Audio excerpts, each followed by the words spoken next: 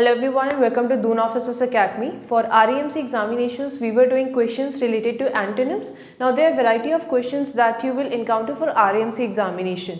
जो आज का हम पैटर्न फॉलो करने वाले फॉर द क्वेश्चंस, आपको एक वर्ड दिया जाएगा एंड उस वर्ड के बेसिस पे there are no options that are given to you, but rather आपको स्ट्रेट अवे उसका एंटोनिम बताना है, right? That means the opposite meaning word.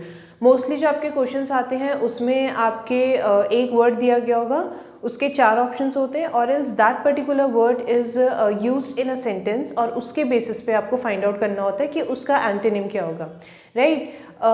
If you will look at the previous year questions, हमेशा से ही आपके synonym और antonyms वाले या वोकैबुलरी रिलेटेड क्वेश्चंस आते ही हैं.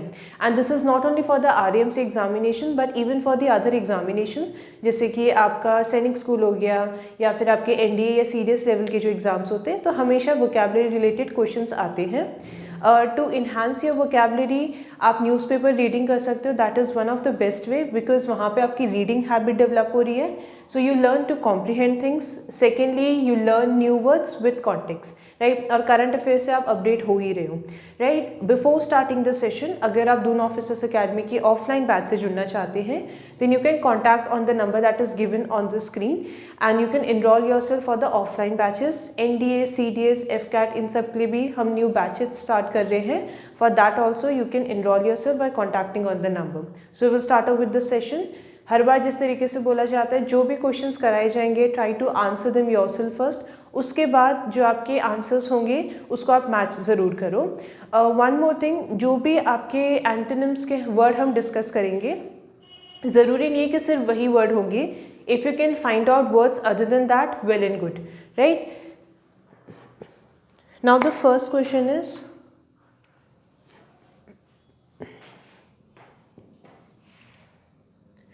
The last one that we have done, I think that was assemble. ठीक है, असेंबल, और उसका एक को एग्जाम्पल भी दिया कि जब असेंबली होती है, राइट? असेंबल से वर्ड बना है असेंबली. तो उसमें क्या कहते हैं, जो भी स्टूडेंट्स है from different class, they come together at one particular place. और यूजुअली कमांड दी जाती है जब असेंबली ख़त्म हो जाती है कि डिस्पर्स. सो अपनी रिस्पेक्टिव क्लास में जाते, तो उसका एक ऑपोजिट क्या था? डिस्पर्स और dismantle, right? Next we are doing is decline. Now what can be the antonym for the word decline?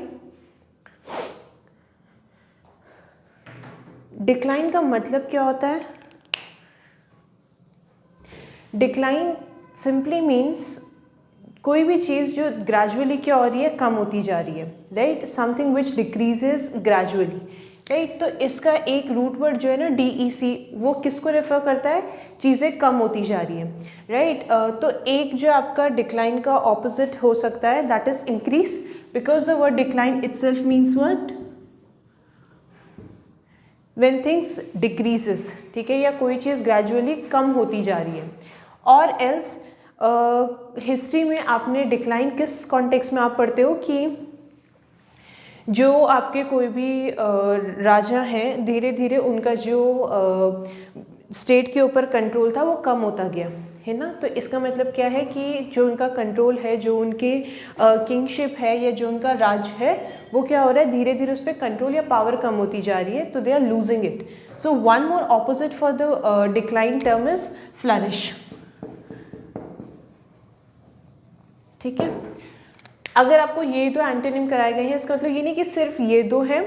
Try to find out more antonyms as well as synonym for the same word, right? कई बार एकदम basic questions भी आप पे आते हैं related to the vocabulary, और कई बार कुछ थोड़े एडवांस लेवल के भी आते हैं REMC एग्जामिनेशन के लिए, right? So for decline, one of the antonym is increase और दूसरा क्या है? फ्लरिश. ठीक है, नेक्स्ट क्वेश्चन पे आते हैं. Next is native. The word that is given to you is native.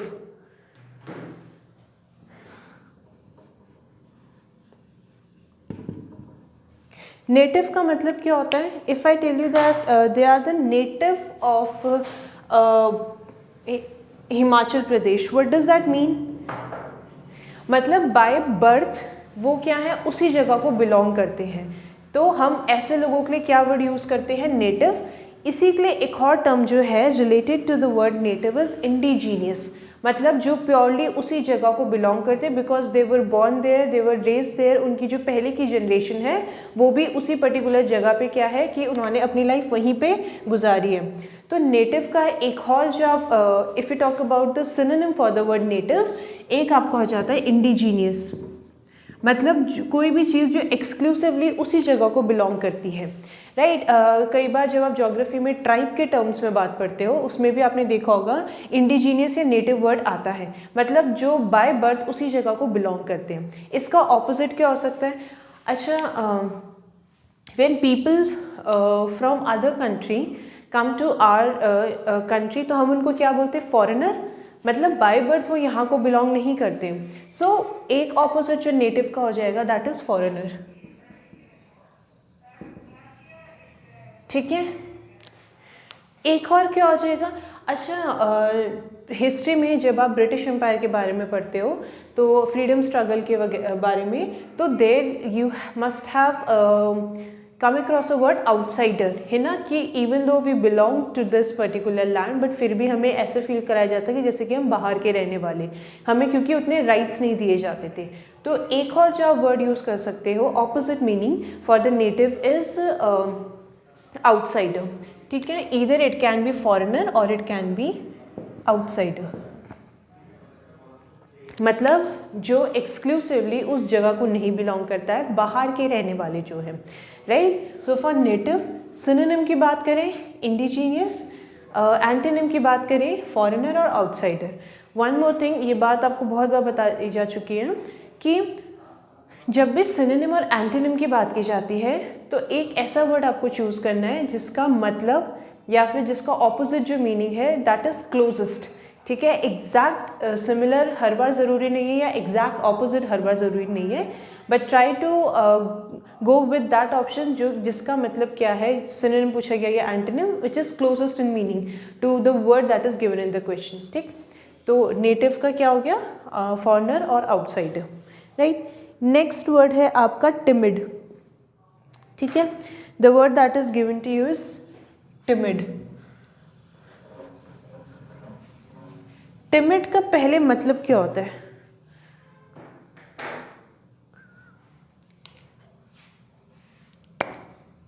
What does the word timid means?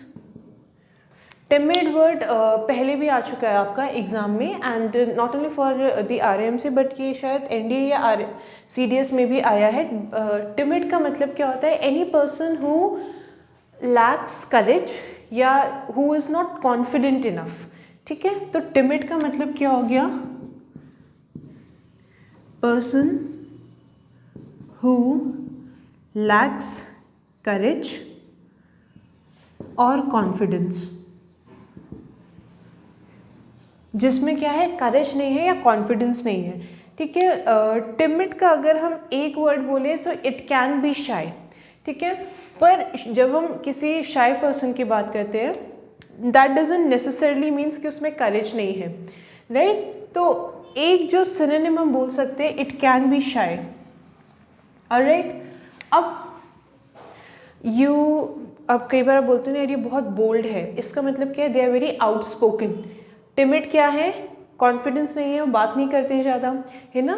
तो one of the antonym for the word timid it can be bold, ठीक है। और क्या हो सकता है? देयर इज अ टर्म, ये एक बार पहले भी डिस्कस करा चुके हैं, brazen, and there is one idiom related to brace. क्या? Brace the trial. ब्रेस का मतलब क्या होता है? लाइट, ठीक है। तो ब्रेजन का मतलब क्या है? Someone who is very bold, who is very outspoken, जो क्या है? They are always hyper active, ठीक है। टिमिड पर्सन क्या होगा? They basically restrict themselves to, ठीक है। थोड़े बिहेवियर क्या होते हैं उनके? रिस्ट्रिक्ट होते हैं, they are not very outspoken. तो टिमिड का ऑपोजिट क्या हो जाएगा? One is bold and another one is brazen, ठीक है। If you can find out synonym as well as antonym for the timid other than these, तो उसको भी नोट डाउन कर लेना, राइट। नेक्स्ट क्वेश्चन पे आते हैं।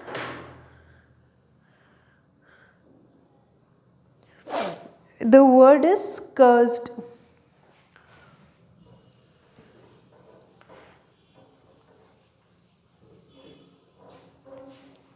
वर्ड आपको क्या दे रखा है? कर्स्ड। कर्स्ड का ऑपोजिट क्या होता है?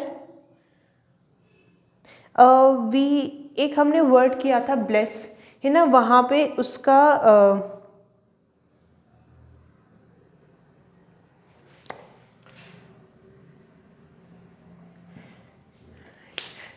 स्टार्टिंग में there was a word bless, उसके हमने दो ऑपोजिट लिखे थे, one was curse and another one was trouble.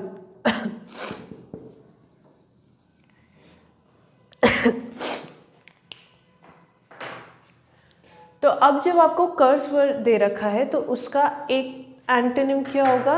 एक तो हो जाएगा आपका ब्लेस्ड, ठीक है ना। और कर्स्ड वर्ड का ही एक सिनोनिम क्या हो जाएगा? ट्रबल। जो क्वेश्चन कराए जा रहे हैं इसमें कुछ कुछ ऐसे भी है जो ऑलरेडी आपके प्रीवियस ईयर में आ चुके हैं, ठीक है। तो एक का हो गया ब्लेस्ड, अनदर वन इज अच्छा कर्स का एक होगा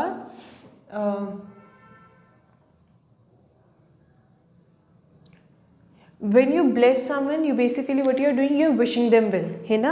और जब आप किसी को कर्स करते हो तो आप क्या कर रहे हो? उनके लिए बुरा चाह रहे हो, राइट, और you talk things bad about them, right. तो एक जो आपका वर्ड हो गया दैट इज कर्स्ड, ब्लेस्ड, और इट कैन बी डांट, ठीक है। तो दो ऑपोजिट हो गए, ब्लेस्ड और डांट, right. Even in certain movies आप जो स्पेशली एनिमेटेड मूवीज़ होती है, you must have seen that उसमें the one who plays the bad character they usually curse the जो भी आपका हीरो है या फिर जो आपकी मेन लीड में, तो उसको कर्स करते हैं ना। कुछ आपने वो देखे होंगे मूवीज़ जो पहले के टाइम पे आती थी, animated movies, right. So basically they curse the person, right. तो what they are doing, they are wishing them bad. तो एक उसका ऑपोजिट क्या हो गया? Blessed, and another one is डांट, राइट। नेक्स्ट क्वेश्चन पे आते हैं।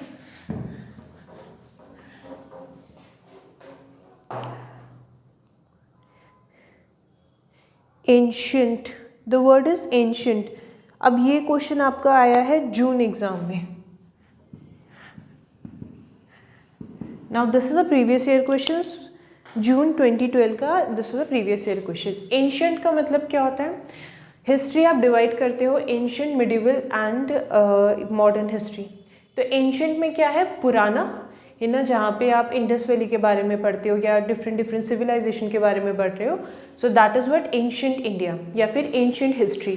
तो एंशियंट हिस्ट्री बेसिकली पुरानी चीज़ें, तो which belongs to what? History, right, जो बहुत पुरानी है, जो ओल्ड है। So that is ancient. इसका एंटोनिम क्या हो सकता है? एक तो आप क्या बोल रहे हो? Ancient history.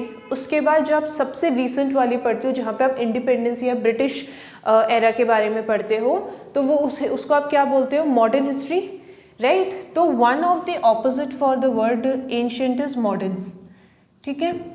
और क्या हो सकता है एंशियंट का?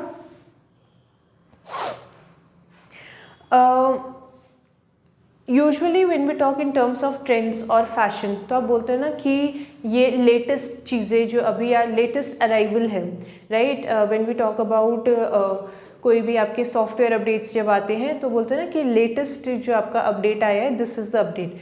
So one of the antonym for the word ancient, it can B latest. और क्या बोल सकते हैं आप? यू कैन इवन से कि रीसेंट। आप जब न्यूज़ वगैरह पढ़ते हो तो उसमें आप क्या बोलते हो कि हम करंट अफेयर्स पढ़ रहे हैं। करंट का मतलब क्या है? जो अभी चल रहा है। एंशियंट का मतलब क्या है? जो ऑलरेडी हो चुका है। तो एक और वर्ड जो हम एंशियंट के लिए यूज़ कर सकते हैं that is current, alright. So ancient का मतलब क्या? पुरानी चीज़ें, राइट। कोई चीज़ इतनी पुरानी है जो हिस्ट्री से रिलेटेड है, तो उसका एंटोनिम या ऑपोजिट क्या हो जाएंगे? मॉडर्न, लेटेस्ट, रीसेंट, और we can even say current, alright. Next question पे आते हैं। नेक्स्ट है आपका प्राइड, ठीक है। The word that is given to you is pride.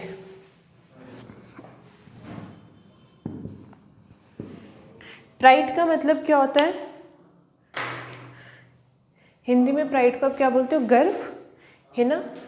कोई भी चीज़ अगर आपको उस पर प्राइड फील हो रहा है तो आपको like for example you have achieved something in your life, तो you feel proud about it, है ना, आपको प्राइड फील होता है।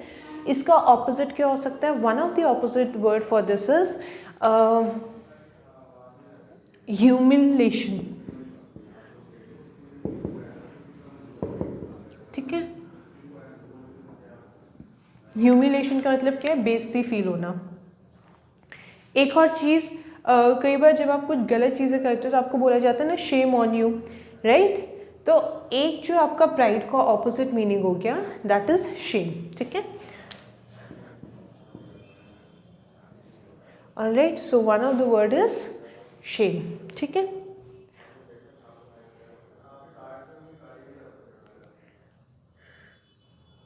नेक्स्ट वर्ड है आपका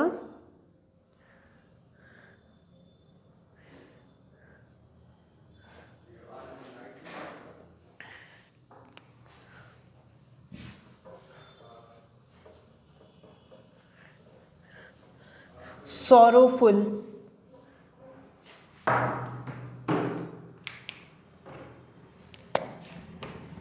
The word is sorrowful. What does the word sorrow means?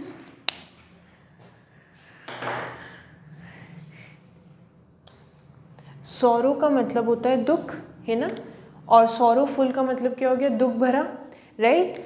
तो this is basically word, it is an adjective, right. एक और चीज़, वर्ड किस कॉन्टेक्स्ट में यूज़ किया है उस पर डिपेंड करता है कि वो एडजेक्टिव है या कई बार वही वर्ड क्या होता है? नाउन होता है, right. We have covered this in the noun part, और एडजेक्टिव में भी ये चीज़ की थी जहाँ पे हम एब्स्ट्रैक्ट नाउन की बात करते हैं, किस रिगार्ड में यूज़ किया गया है। तो ज़रूरी नहीं है कोई एक वर्ड जो है वो सिर्फ एडजेक्टिव हो या नाउन हो।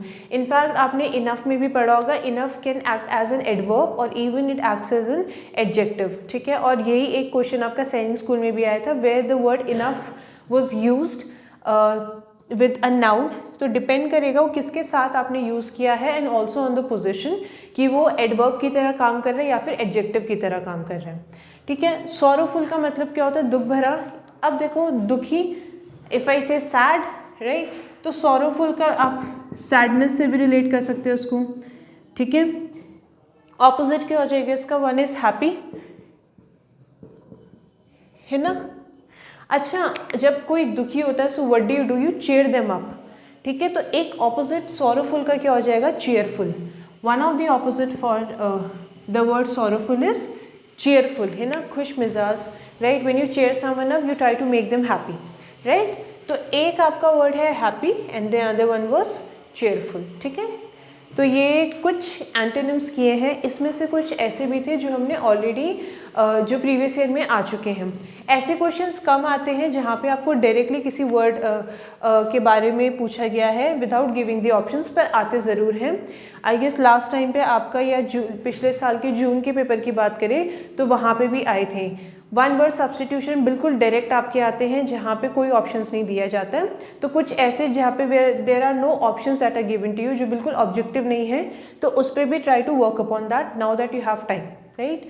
सो this was all for today. Thank you and have a good day to you all.